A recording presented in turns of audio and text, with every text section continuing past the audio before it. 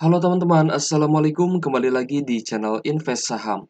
Oke guys, jadi di video kali ini kita akan membahas mengenai dividen investing di saham pertambangan batubara, yaitu saham MCOL, PT Prima Andalan Mandiri Tbk. Nah, MCOL ini juga sudah termasuk ke dalam indeks syariah ya guys ya. Jadi buat teman-teman yang pengennya beli saham syariah, MCOL ini bisa menjadi salah satu pilihan di watchlist-nya teman-teman. Oke, kita akan melihat ya dan kita akan menganalisa apakah saham MCOL ini cocok untuk kita lakukan dividen investing atau nantinya seperti apa. Kalau misalkan kita lihat ya untuk price action-nya di hari ini ada kenaikan tinggi guys untuk MCOL ya, naik 8% di hari ini ke level 5.350. Kita akan coba lihat untuk fundamentalnya ya, untuk analisa fundamentalnya kita lihat dari net income-nya terlebih dahulu atau laba bersihnya. Untuk laba bersih di kuartal 2 2023 ya memang kita lihat di sini ada sedikit penurunan. Dari yang tadinya di kuartal 1 2023 itu 1 triliunan turun menjadi 975 miliar ya di kuartal 2-nya. Nah, tapi saya rasa ini sangat wajar ya karena harga acuan batu baranya pun memang mengalami normalisasi atau turun ya dari hype-nya. Karena memang untuk harga acuan batu bara itu naiknya ketika di tahun 2022 lalu. Kita bisa lihat di sini ya guys ya, untuk puncaknya sendiri kita lihat di sini di tahun 2022 di kuartal 4 sempat mencapai 1,5 triliun. Lalu turun ya di kuartal 1 2023 di awal tahun ini menjadi 1 triliun, di kuartal 2 juga turun lagi ya, tapi turunnya kita lihat di sini memang tidak terlalu signifikan ya, hanya menjadi 975 miliar rupiah. Kita akan nantikan nanti ya untuk laporan kuartal 3-nya. Kalau misalkan di kuartal 3 nanti permintaan pasokan batu bara itu meningkat lagi, saya rasa laba bersih dari MCOL ini bisa naik lagi. Begitupun juga dengan kuartal 4 2023 ya guys ya. Kita berharap untuk saham-saham di sektor batu bara nantinya akan tetap bisa mendapatkan pendapatan yang banyak dan juga membagikan dividen untuk para investornya. Lalu kita melihat untuk rasio keuangannya ya guys ya. Nah, di sini untuk cash-nya ada 2,9 triliun, lalu total asetnya 10,6 triliun, sedangkan untuk total liabilitas atau hutangnya 2,4 triliun, working capital 3,8 triliun, dan total ekuitasnya 7,8 triliun. Jadi saya rasa total liabilitas atau hutangnya ini memang tidak lebih besar ya dari jumlah cash ataupun total ekuitas atau modal kerjanya gitu guys ya.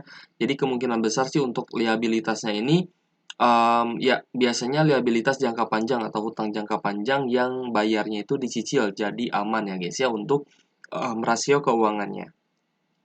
Lalu kita melihat dari PBV-nya ini ada di angka 2,42 ya. Jadi PBV-nya ini tidak bisa dikatakan murah, tapi sebenarnya dari segi rasio keuangan, dari segi net income ini memang cukup premium gitu guys, cukup bagus gitu. Jadi wajar lah ya dihargai dengan PBV 2,42. Lalu untuk market capitalnya sendiri ini 19 triliunan guys. Kita melihat untuk profitabilitasnya di sini untuk gross profit marginnya 39,72%, OPM atau operating profit marginnya 34,77%, sedangkan net profit marginnya 27,71%.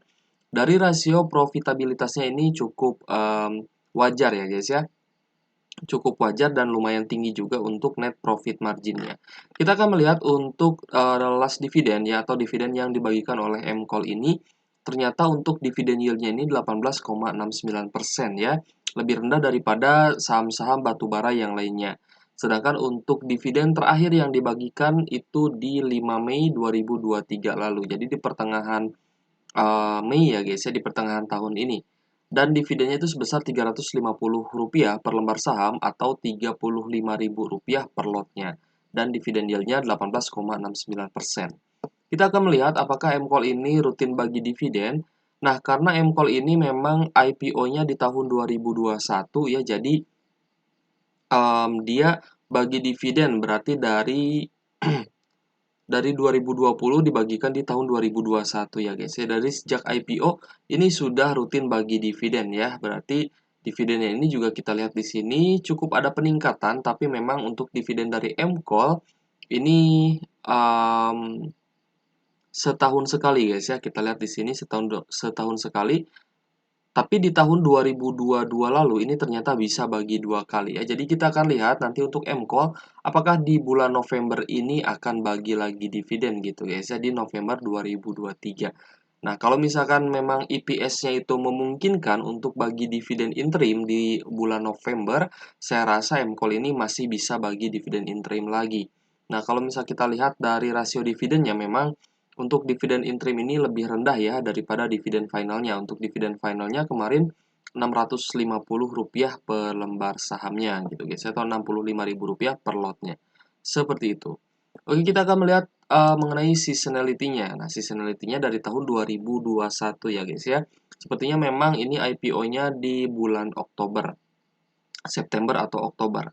Kalau misalnya kita lihat dari data 2 tahun ke belakang, memang di bulan September, Oktober ini, September ya sampai dengan Oktober ini, biasanya harga MCall itu naik. Nah, kita lihat di sini harga MCall naik ya guys ya, di bulan Septembernya.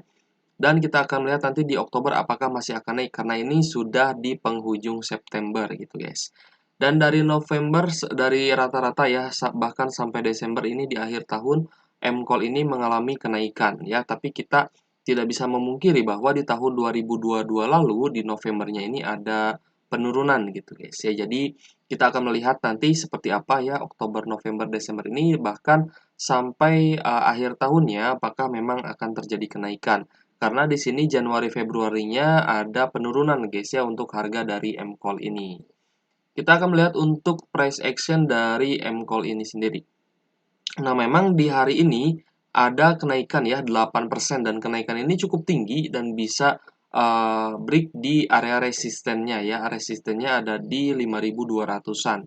Dan hari ini ditutup menguat 8% ke level 5.350. Tapi kalau misal teman-teman cermati, ini memang ada akumulasi ya di 4 hari terakhir.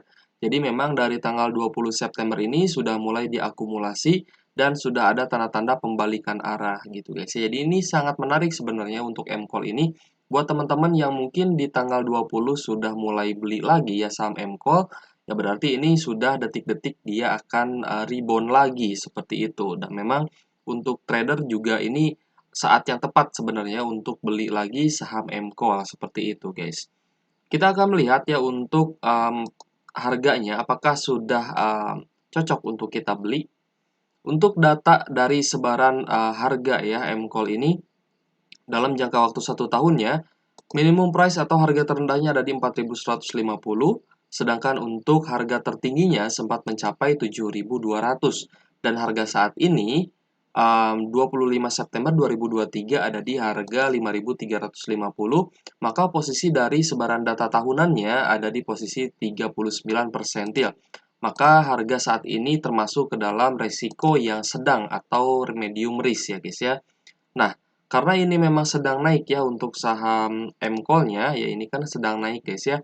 Jadi kalau misalkan saham ini sedang naik seperti ini, kita tidak bisa ambil di area bawah lagi. Ini kan kecuali dia sedang konsolidasi ya atau sideways, ini kita bisa mengharapkan dia berada di area support. Tapi kalau misal sedang naik seperti ini, kita nggak bisa dia berharap turun lagi ke level 4 ribuan gitu. Tapi kita tunggu dia untuk terkoreksi terlebih dahulu ya, kita tunggu retracement-nya. Jadi kemungkinan besar untuk harga yang kita targetkan ada di bawah 5.300 gitu.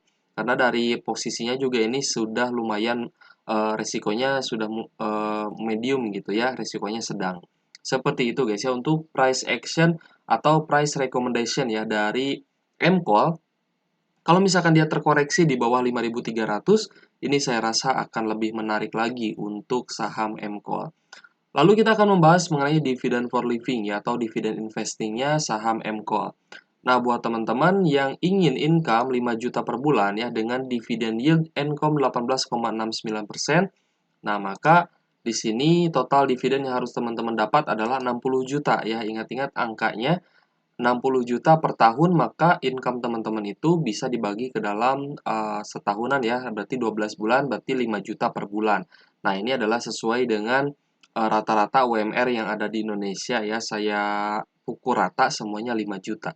Ada yang banyak yang lebih rendah juga ya UMR-nya dan ada juga yang sama atau memang gajinya sudah 2 digit ya untuk biasanya di area kota-kota besar dan juga jabatannya sudah tinggi gitu.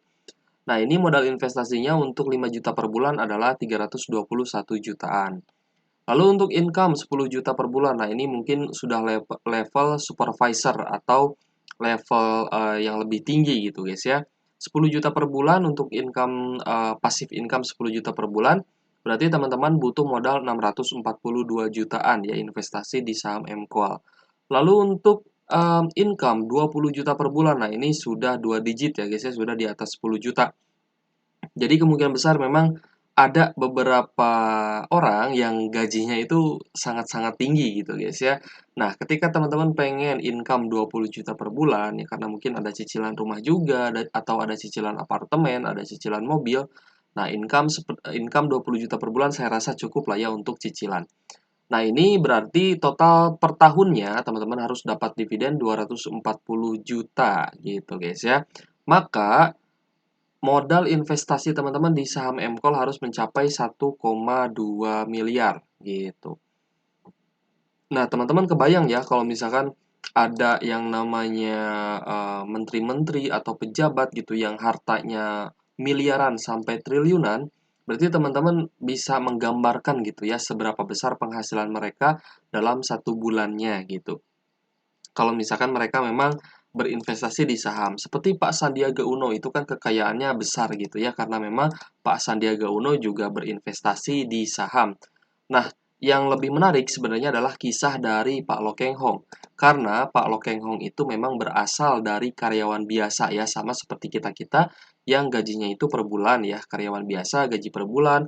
Dan Pak Lokeng Hong ini rajin sekali untuk menyisihkan hasil dari gajinya gitu. Jadi sebagian dari gajinya itu ditabung di saham. Nah, setelah sahamnya ini modal sahamnya ini besar, lalu Pak Lokeng Hong itu belajar bagaimana caranya berinvestasi yang menguntungkan. Itu bagaimana gitu. Karena tidak bisa asal-asalan gitu kan, guys ya.